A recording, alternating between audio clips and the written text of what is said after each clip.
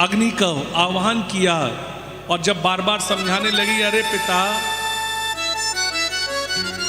बहुत शब्दों में स्व एव लोके रमते महामुना, अरे वो तो सबकी आत्मा में रमने वाले हैं, उनके बिना इस जगत में क्या है। इतना कहा,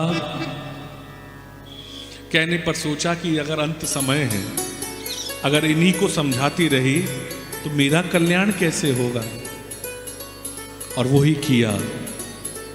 सत मरण हरि सन बर मांगा, सती मरण हरि सन बर मांगा, जन्म जन्म शिव पद अनुरागा,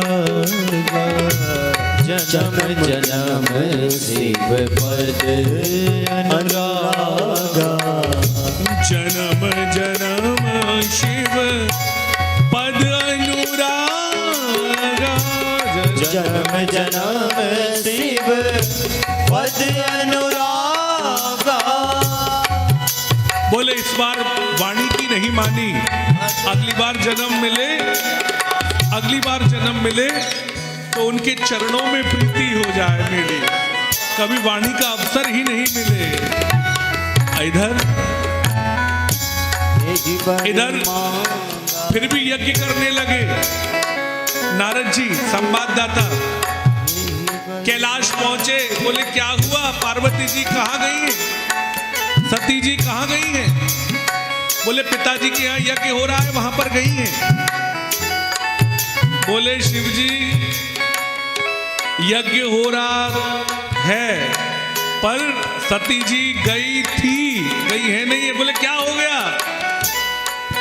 बोले यज्ञ में उन्होंने अपने आप को समर्पित कर दिया, पूरा वृत्तांत सुनाया। यहाँ पर दक्षती रुषा है, फिर महादेव घोष, वो तो रुद्र अवतार है। एक बाल प्रकट किया, वीरभद्र प्रकट हो गए। वीरभद्र जाने लगे, मानो जैसे पृथ्वी रसातल में जाने लगी हो, चारों तरफ हाहाकार होने लगा। शिवगण आए हैं, भृगु भवंद मणिमान वीरभद्र प्रजापति, चंडी भूषणम देव भगम नंदीश्वरे गिरी। एक एक देवता को पकड़ लेते हैं।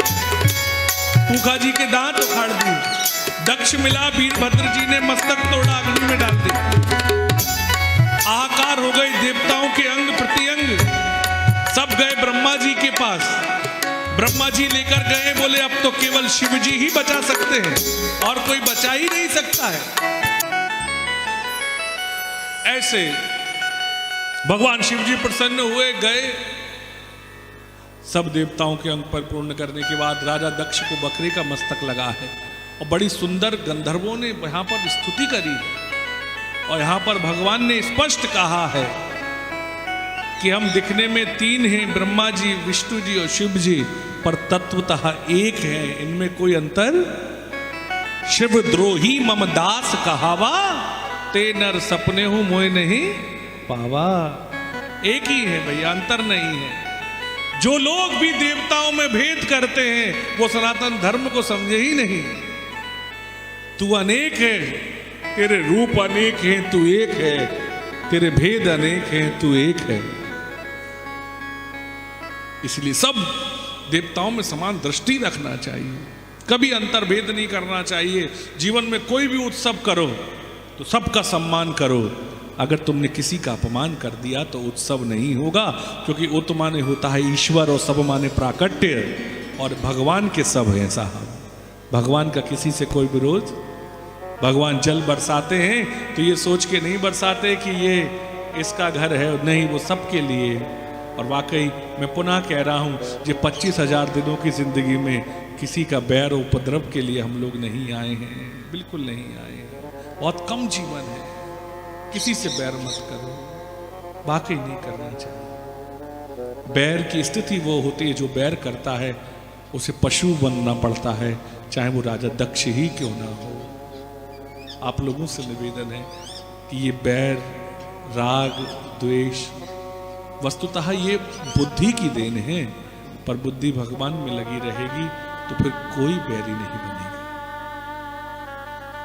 राजा दक्ष ने तो यहां तक कहा है, आपने बहुत अच्छा किया जो मुझे ज्ञान दे दिया, मेरे अभिमान को समूल नष्ट कर दिया।